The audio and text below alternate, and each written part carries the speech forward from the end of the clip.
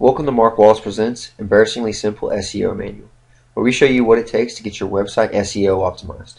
So follow along as we take you through the manual step by step and teach you the proper SEO techniques you need to make your site successful. This is the first video in the series, so in our section before you get started, we have highlighted some key points that we think you will need to know, which include the 6 factors to know about SEO, the benefits of organic search, the benefits of paid search, how to gauge your progress, and making an SEO schedule. With each one, we will provide in-depth descriptions and on-screen examples so you know exactly what we are talking about. Let's begin with the 6 core factors you should take into account when optimizing a site. Crawlability is derived from the notion of crawler, a sort of robot or spider that crawls the internet and finds the links and information on your site and saves it to search engines such as Google. It is how your site and its content gets found by other would-be searchers. So we are in Google and we are searching for a cure for toenail fungus.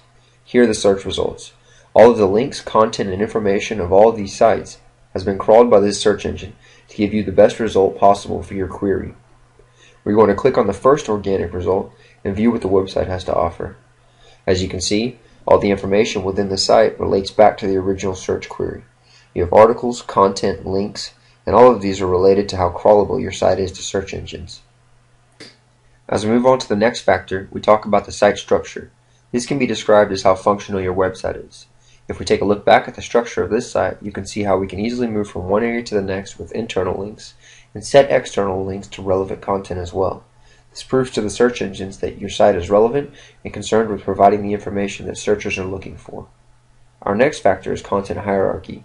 Content creation is a pivotal part of any website, but if you don't properly plan what content you want and how it will be organized on the site, then it can affect how potential searchers find your site. What is most important is taking your potential searchers' needs into account. You can get a basic idea of what people are searching for with keyword research, and with tools like the Google Keyword Tool, which we will go into more in depth later in this series. Another major point is on-page factors, such as your site's title and meta description tags. This is what is displayed as individual search results on the page, and what searchers click on to go to your site. So it is important to include keywords while still sounding natural and appealing. A title tag is an HTML tag which contains about 65 characters. It plays a significant role in being ranked high in search results as well as acting as a visual cue to searchers. Try and insert your main keyword here, but do it so it sounds natural. The meta description tag is a short HTML paragraph and used by search engines for indexing a site. It offers a chance to briefly enhance the title tag reference and describe what the site offers. When choosing both, it is important to choose your keywords correctly, but above all, sound natural. One of the most important factors is producing interesting and engaging content for the users of your site. The more consistent you are, the better your rankings will be. When building content, it is important that you answer the question that your searchers are looking for. As you can see, there are plenty of keyword-rich articles on the site that provide relevant information for the searcher. And all of this is relevant to the initial search query for a cure for toenail fungus. The more often you update a site's content, the more positive inputs you provide to the search engine to be crawled. A final factor that we put emphasis on is link building. This can be one of the most beneficial steps you can take towards optimizing your site. There is internal and external link building. Internal link building refers to how you optimize keywords for links within your site. Try putting keywords directly into the link. So instead of saying something like "click here," try and use a keyword or synonym that will help your rankings. On this site, they have done a good job of separating their content into a hierarchy while building up internal links for specific items. In this example, we searched for cakes, and we see keyword-rich links for many types of cakes, which helps individual rankings. External linking refers to spreading links to your website around the web, thereby increasing your traffic through external sites' visitors. The best way to do this is by using social networks, blogs, and producing quality content. We will go more in depth in later videos. A few things we will not be covering but we warn against doing is what are considered black hat SEO techniques. Search engines penalize sites that use these techniques, which badly hurts your rankings. In our next section, we talk about the benefits of organic versus paid search. This refers to how you are attracting visitors to your website. Here is a search results page. Organic listings are site listings that are chosen by the search engine algorithm based on the criteria relevant to the search query. Paid listings are websites shown on a results page after the site owners pay money for inclusion or submission. Organic listings are considered to attract 50% more attention than paid search, so you can see the benefits of dedicating time to form a proper SEO strategy. Paid search can be considered pay-per-click marketing, because for every click a searcher makes on your advertisement, you pay a fixed price. With this service, you have control over what relevant keywords your website gets listed under, which means that each keyword's ROI can be measured. Moving on, we look at some key characteristics to know if you're doing well. A site's conversion rate is known as the most important measure for evaluating SEO progress. Increasing this can mean that you're increasing your site's efficiency and improving bottlenecks. It is defined as the number of visitors who performed an action, such as sign up for a newsletter, out of the total visitors. Google Analytics is a service that helps a lot in tracking the conversion of your site, and we will go more in depth on that later in the series. By increasing your site traffic, you are increasing the overall amount of visitors to your site. We will take you through the steps to increase your traffic and measure it over time using Google Analytics. The links you receive vary in their value. Search engines such as Google pay attention to their quality and amount, so it is better to receive a few quality links from sites over many low-quality links. Be sure to track your search rankings in Google to see how well you are doing in your SEO campaign. It can be a good marker of what may need changing in order to get further up in the rankings. Bounce rate and time refer to how quickly a user left your page and how long they spent looking around at your content. If a bounce rate is high and the time spent is little, then the website is failing to attract their interest. Finally, let's take a look at making your SEO schedule.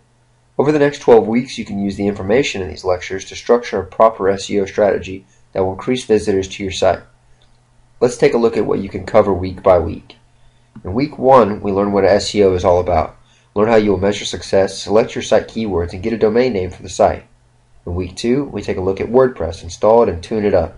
Then we will design it using a theme and customize it with different plugins. In week 3, we set the site structure and define the web pages and categories. We will come up with titles for each page and decide on the content to help with navigation. Finally, you will learn how to integrate Google Analytics and webmasters into the site. In week 4, we bring copy onto the website by writing text for the main pages, product descriptions, FAQ manuals, and then compile some blog ideas. In week 5, we're going to develop the copy further and add more descriptions, copy for category pages, and make a few context links.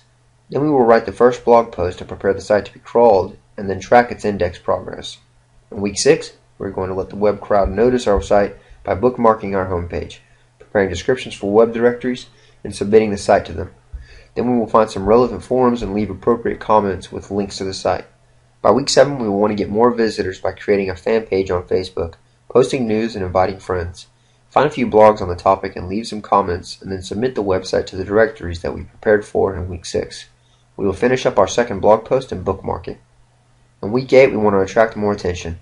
We're going to do this by adding a few links to our posts on relevant forums, leaving some comments on blogs, submitting the website to web directories, and do an analysis of website performance and manage our Facebook fan page. By week 9, we've made some progress and we will want to analyze our performance by checking the rankings of the website by looking at some of the keywords we targeted in the beginning and those that brought users to the site. Continue to post content to your blog, bookmark it, and submit the articles to the directories.